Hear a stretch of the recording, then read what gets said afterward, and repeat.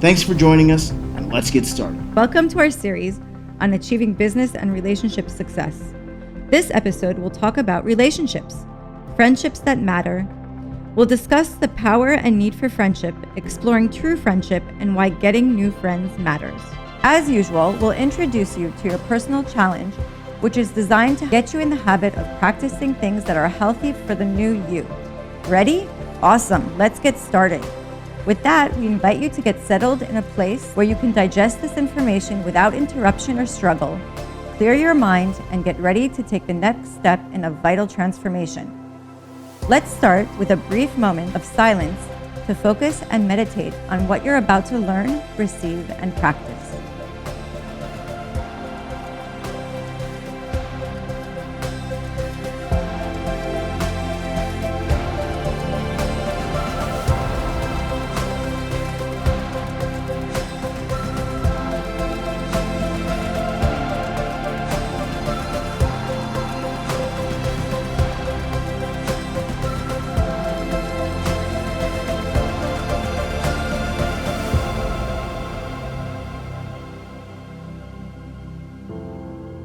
We continue with our relationship session, and within this session I would like to talk about relationships that matter. You know, the most important thing is to focus on the relationship that basically contribute into your life, into your being. Something you can contribute both sides, you're receiving and giving at the same time. What is it, a relationship that matters? What does it really mean? It means that it matters for you, it matters for them, your existence.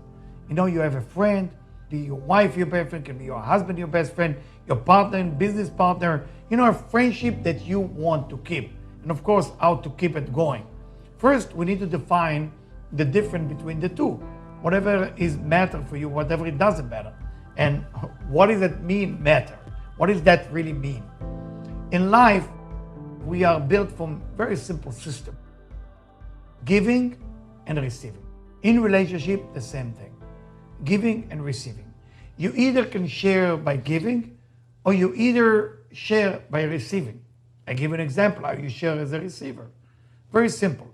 Your best friend make dinner for you. They work on that dinner for 7 hours. You just spend some time in the airport.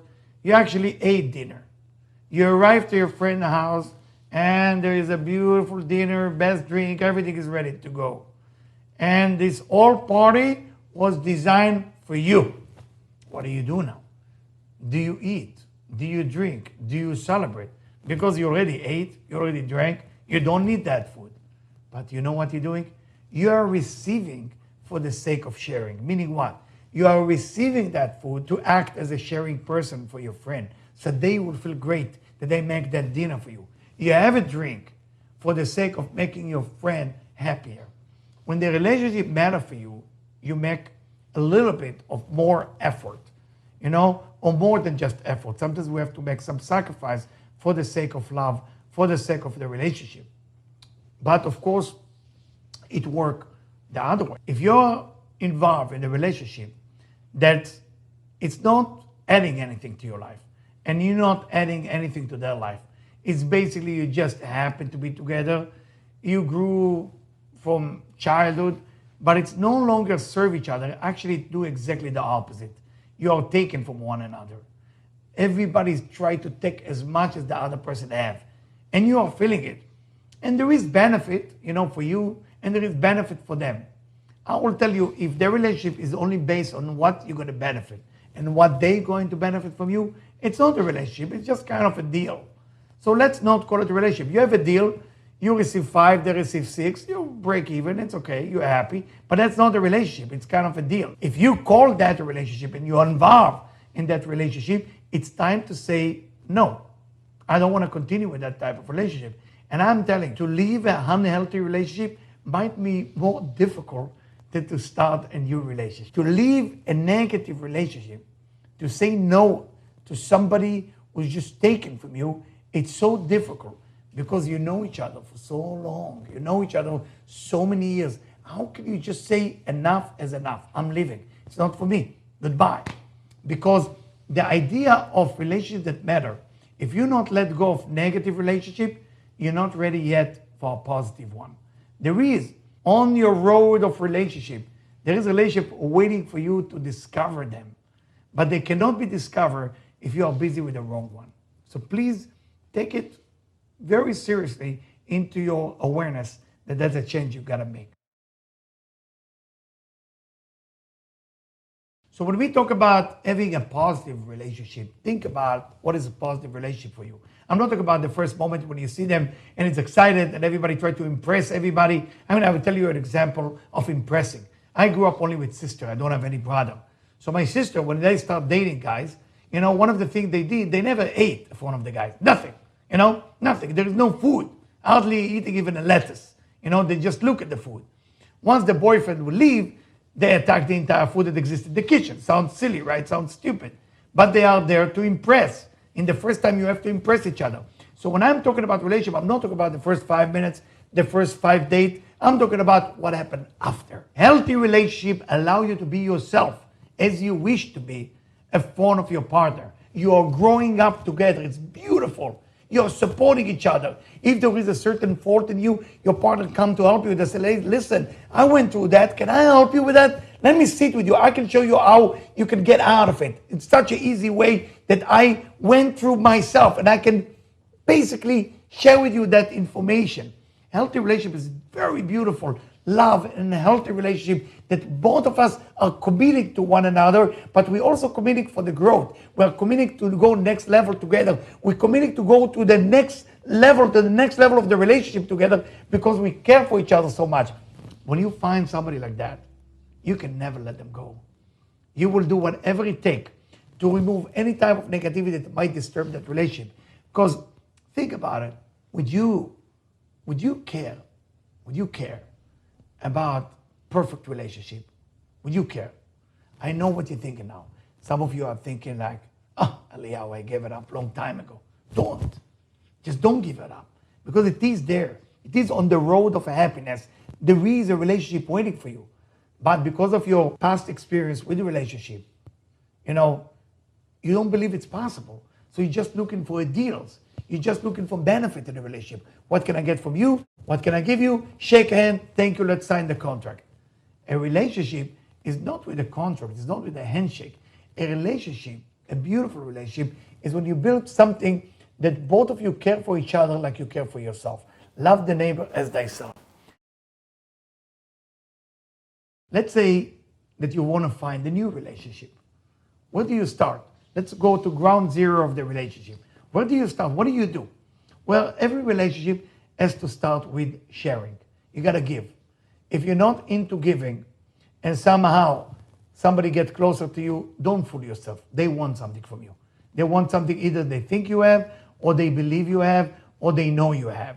But they want something to get something from you. Nobody will get closer to a relationship where they are only giving and they're not receiving. It's give and take. So if you want to build new friendship, I'm not just talking about the technology of how to do it, where to go, on computer, pick up the phone. I'm not talking about it. I'm talking about, okay, here we are. I meet a person. What do? Sharing. Now, sharing starts with a very simple thing. Sharing and caring. Sharing is giving something. Caring is actually truly caring that the person will get it. For example, I can offer you a chair, but I don't care if you're going to sit on it or not. If I care about you, that I want you to sit on the chair because I believe you're too tired, that's already caring. Everybody do giving, everybody do sharing, but most people don't care, and that's why they don't find real friends. Caring is something which is the extra mile, the extra inch that you gotta do in a relationship. You gotta truly care, but it cannot be just words and action. You have to mean it. You have to mean what you say. You have to mean what you do. So when you go ahead and go to be friendly with somebody, there is a difference. People know. People don't necessarily see it, but they know something is missing. Somebody will go on a date and they will say, I like him, I like her, but there's no click. Something is missing. That is called the caring. The caring is your intention. You cannot see the caring with your naked eyes. It's not something that even a microscope can see because it's your intention. The intention doesn't have something that the eyes can capture. It's a feeling. When somebody actually go the extra mile for you? What can I else do for you? You invite somebody for dinner and they enjoy, you pay the bill, they're so impressed that you did it, but you take them home after that. You offer them a ride home. You don't have to, because you pay for dinner. Or after you go home with them, it says, there is anything you need for tomorrow. That's extra mile. In everything there is extra mile. It's in your intention. How far you're willing to go for developing a friendship. It's one of the most important things for your love, for your relationship, what you need to build. Most people fail in the caring. They do the giving, they do the sharing, but they not care. And when you not care, it's normally will not work with new friends. People know when you have an agenda, and people know when you don't have an agenda. How they know? What can I tell you? We're all psychic. We're a human nature. And the human race, we feel things. We feel when you care about us, and we feel when you are almost care about us.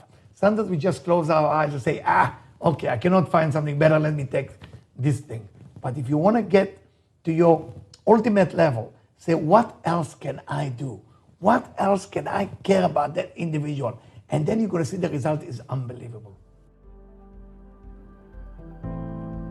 I would like to challenge you on this session of reaching your best friend and asking them, how can I care about you this year much better than I did last year?